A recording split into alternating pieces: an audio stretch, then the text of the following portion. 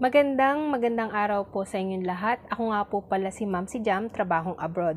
Kung kayo po ay bago pa lang sa aking channel, huwag niyo pong kalimutan mag-like, subscribe, at mag-share po kayo ng aking mga vlog para po hindi lang po kayo matulungan, pati po yung mga kakilala ninyo, mga kaibigan po ninyo, mga kaibigan, mga kamag-anak at kapatid po ninyo na gusto pong mag-apply abroad. So, ang pag-uusapan po natin ngayon ay ang bansang Cyprus, Europe. Sa Europe po ito, kailangan po nila ng kitchen assistant. So, kung interesado po kayong mag-apply, pwede niyo po iulit-ulit itong vlog ko para po makita niyo po yung pinaka-information, lalo na po regarding sa agency po at address. Ang sahod po nito is 53,000 to 54,000 a month. So, malaki po ito, no? Kitchen assistant sa bansang Cyprus. So, yung job description po nila, ang hinanap po nila is properly cleaning and sanitizing all food preparation areas accordingly to established standards of hygiene. Kung kayo po ay merong experience, madali na lang po ito sa inyo, itong kitchen assistant. Washing and approximately storing all the cooking appliances, instrument, utensils, cutting boards, and dishes. So, yung pag-assist po ninyo sa mga cook, sa pag-prepare po ng mga meal, sa mga ingredients, sa pagkakat, sa pag-cleaning, pag-chopping ng mga prutas, ng mga gulay, ng mga karne, yung pag-help po ninyo dun sa cook kasi kitchen assistant po kayo. Siyempre, kasama din po doon yung paglilinis kahit papano doon sa kitchen, lalo na po sa mga area ng sahig, sa area ng pagluluto. Kasi kailangan din po niyo ng magandang hygiene po, lalo na sa paglilinis na kusina. So, meron po silang qualification na hinahanap. Meron pong hinahanap sila na 2 years working experience. Candidate must be at least a graduate of 4 years undergrad course. 1 month placement salary po. Meron po itong 1 month placement salary. So, ang agency po is FMW Human Resources International Corporation. So, ilalagay ko po mismo dito sa baba ng aking video. At yung address po is room 404, Doña Pelisa, CUCO Building, Remedios Street, Court, Taft Avenue, Malate, Manila. So, yung may mga katanungan po regarding sa age limit, maaari po kayo mismo magpunta dito sa agency. At regarding po sa working experience, kasi hinahanap po nila dito is 2 years working experience. May mga nagtatanong, ma'am, paano po kung 1 year working experience lang po ako bilang kitchen assistant or 1 year and 6 months? So, wala pa pong 2 taon. Maaari po kayo mismo magpunta dito sa agency kasi ini-interview po ito. Hindi po lahat ng porket nag-post po sa agency ng 2 years is 2 years.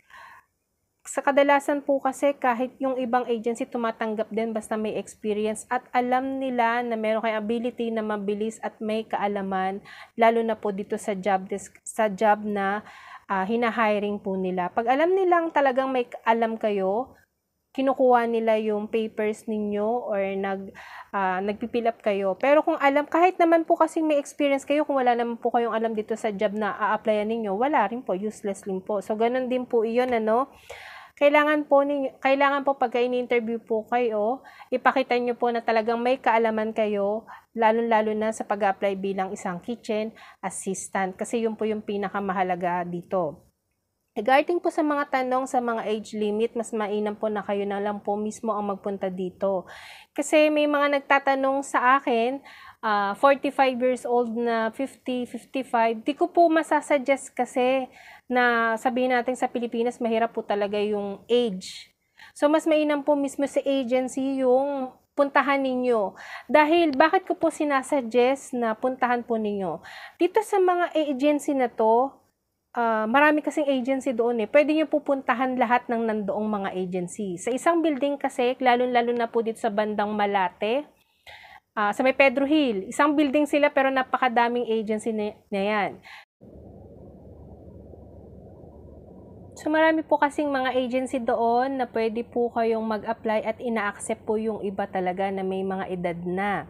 So yung iba naman kasing agency na talagang meron silang age limit. So yun po. Meron kasing mga agency na talagang pag sinabing 2 years working experience, 2 years working experience lang po yung hinahanap nila.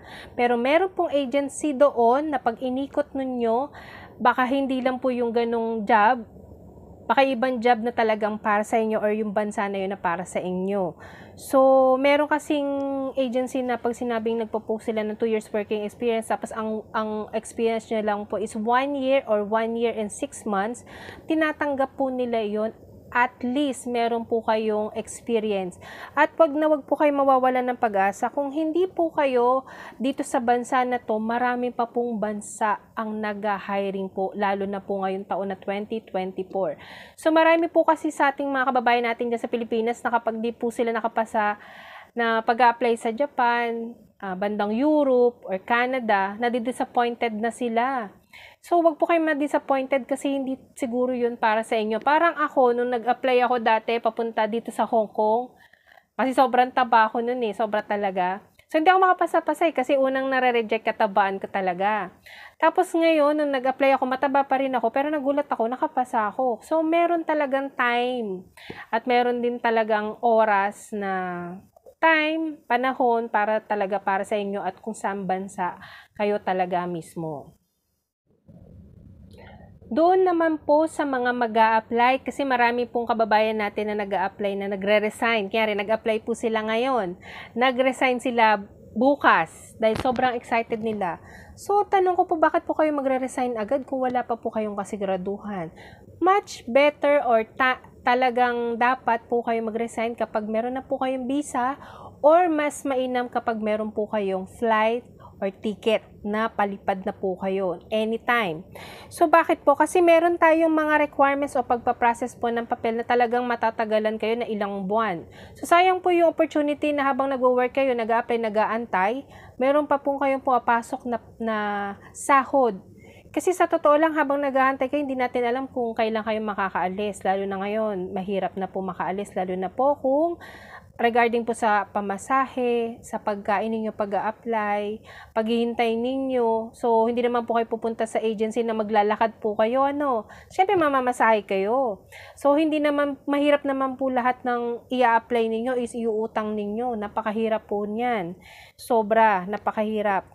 So, mas mainam po talaga at sinasuggest ko na better to resign kapag po may mga flight na kayo, may mga ticket na po kayo kasi yun talaga sure ball na talagang makakalis kayo anytime. Next week, alis nyo na or next month, alis nyo na. At least, meron kayong natatanggap na pera na sahod ninyo, hindi kayo as in masisiro anytime na pag-reportin kayo ng agency, pabiling kayo ng mga ganyan, NBI, ganyan, meron kayong madudukot.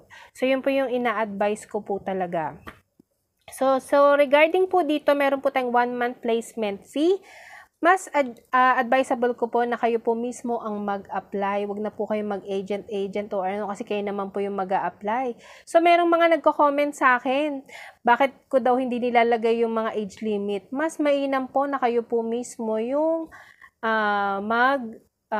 pumunta mismo sa agency kasi hindi lang po yun ang tatanungin ninyo sa agency Mas mainam po na kayo po mismo ang makaharap sa agency, makausap kayo mismo ng agency.